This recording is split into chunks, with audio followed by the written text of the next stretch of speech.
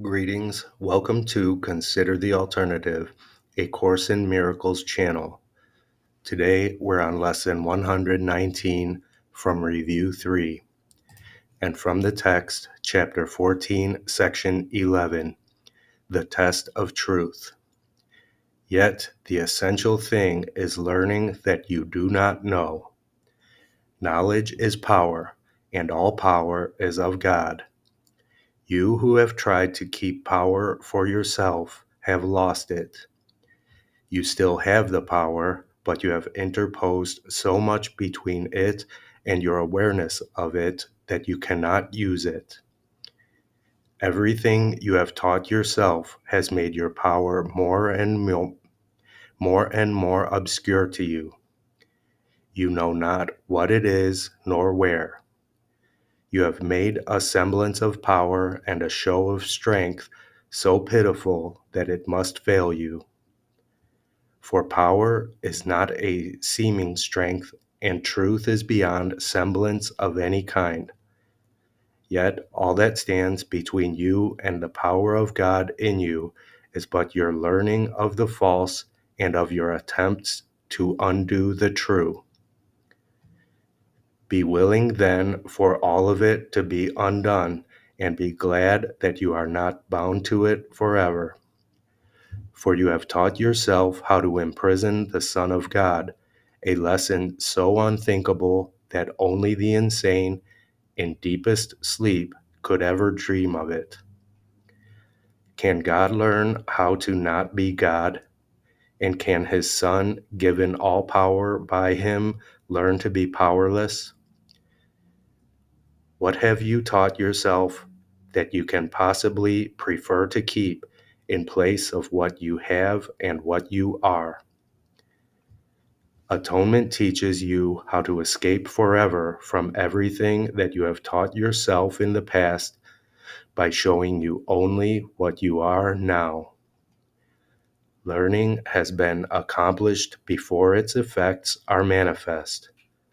Learning is therefore in the past, but its influence determines the present by giving it whatever meaning it holds for you.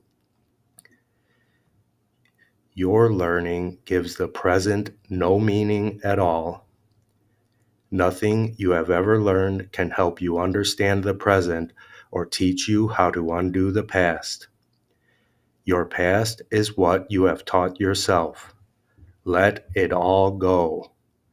Do not attempt to understand any event or anything or anyone in its light, for the darkness in which you try to see can only obscure.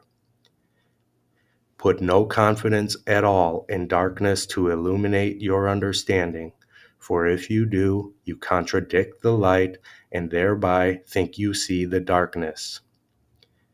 Yet darkness cannot be seen, for it is nothing more than a condition in which seeing becomes impossible.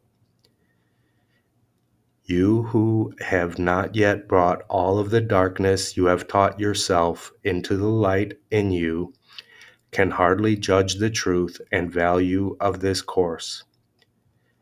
Yet God did not abandon you, and so you have another lesson sent from him, already learned for every child of light by him to whom God gave it. This lesson shines with glory, for in it lies his power, which he shares so gladly with his Son. Learn of his happiness, which is yours. But to accomplish this, all your dark lessons must be brought willingly to truth and joyously laid down by hands open to receive, not closed to take. Every dark lesson that you bring to him who teaches light, he will accept from you because you do not want it. And he will gladly exchange each one for the bright lesson he has learned for you. Never believe that any lesson you have learned apart from him means anything.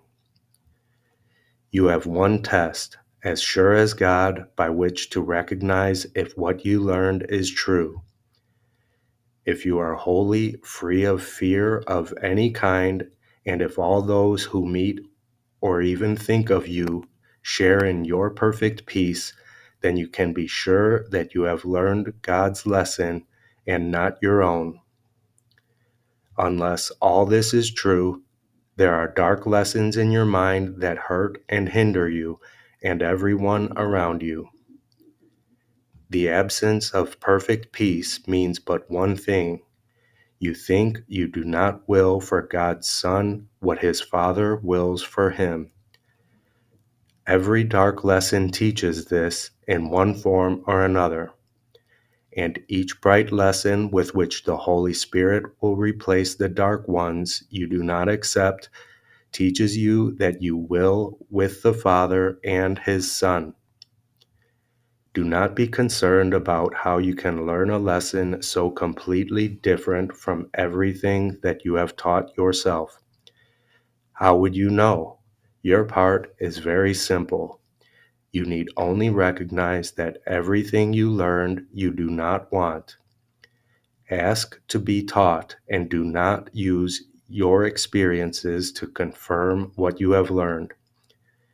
When your peace is threatened or disturbed in any way, say to yourself, I do not know what anything, including this, means, and so I do not know how to respond to it, and I will not use my own past learning as the light to guide me now. By this refusal to attempt to teach yourself what you do not know, the guide whom God has given you will speak to you. He will take his rightful place in your awareness the instant you abandon it and offer it to him. You cannot be your guide to miracles, for it is you who made them necessary. And because you did, the means on which you can depend for miracles has been provided for you. God's Son can make no needs his Father will not meet, if he but turn to him ever so little. Yet he cannot compel his Son to turn to him and remain himself. It is impossible that God lose his identity, for if he did, you would lose yours. And being yours, he cannot change himself, for your identity is changeless.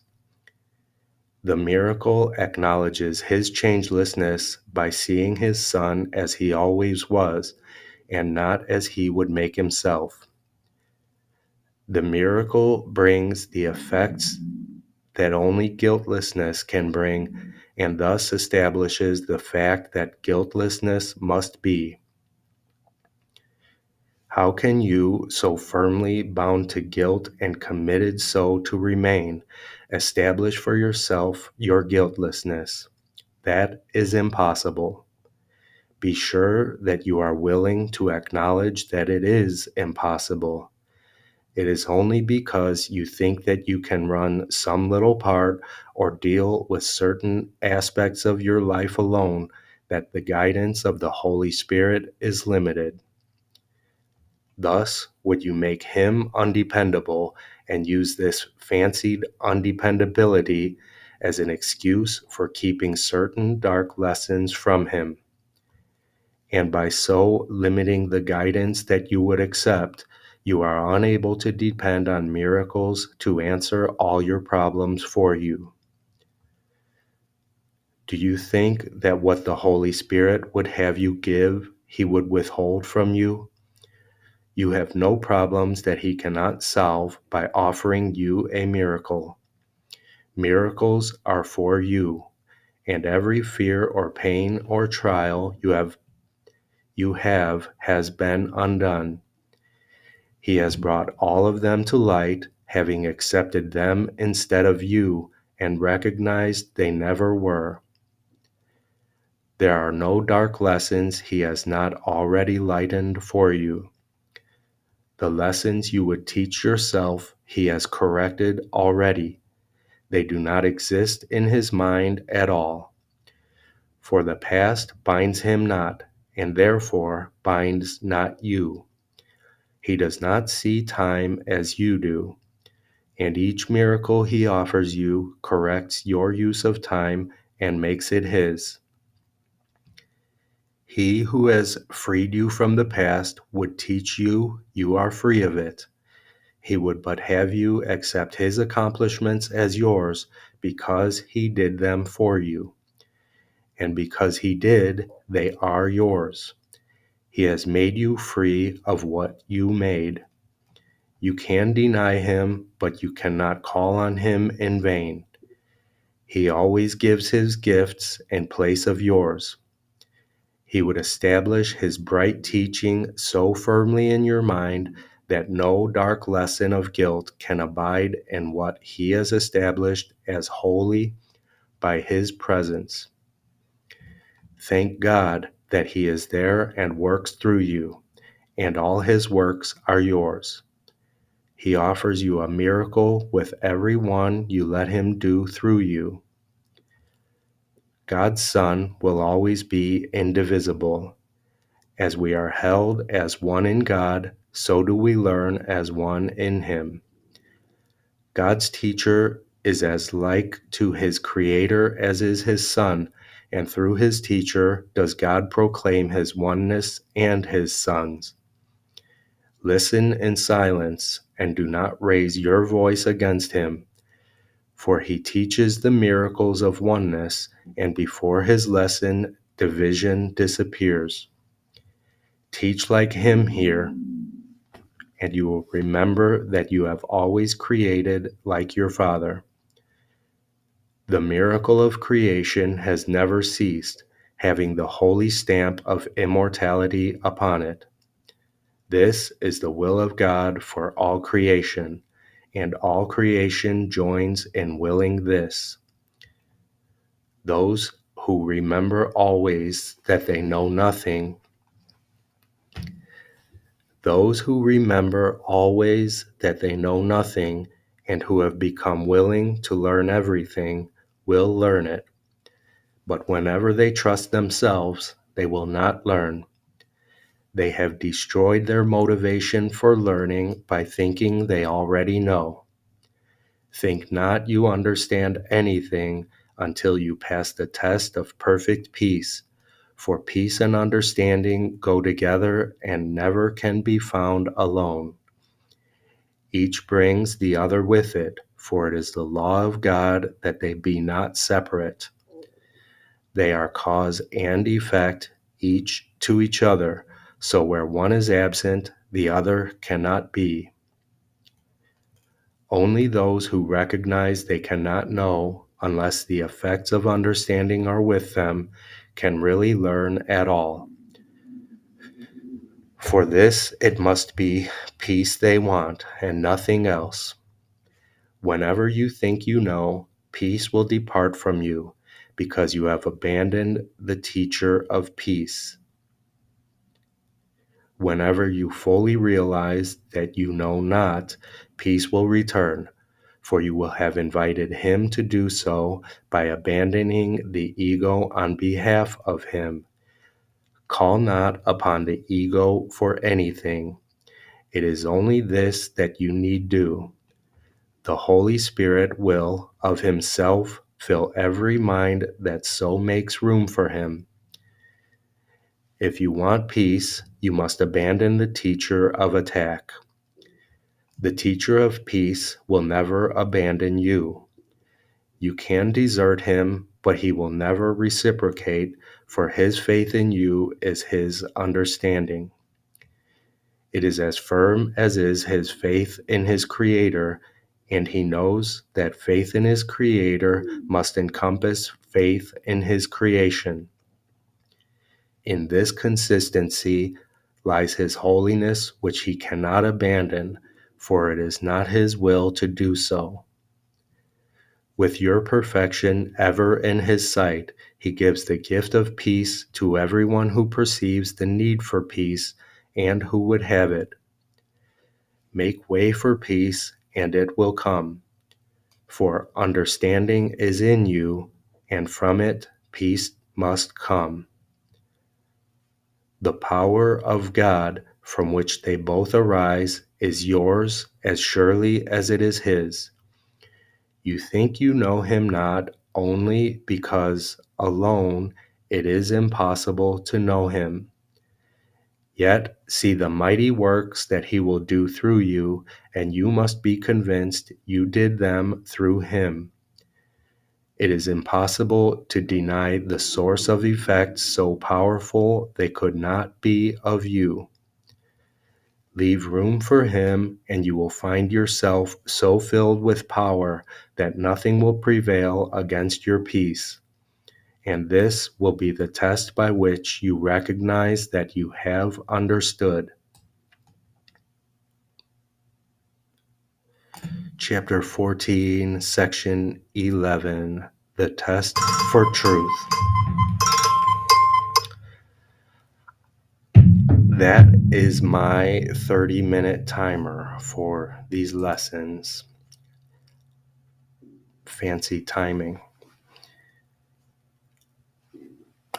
You might find that you gain a lot of progress by keeping to the schedule that the course recommends.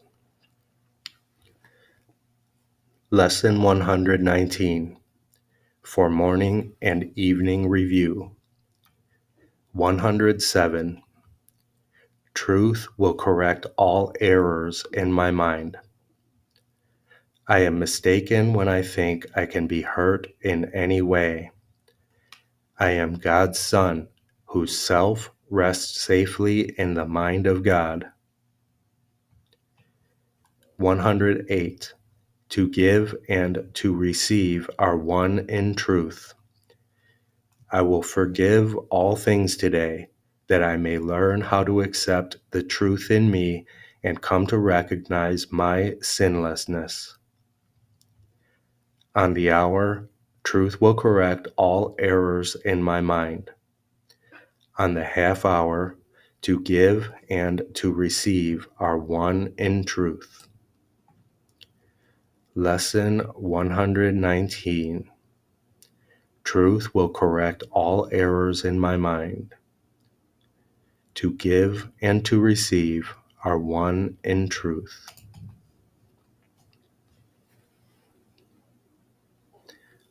I love you. I'll see you tomorrow.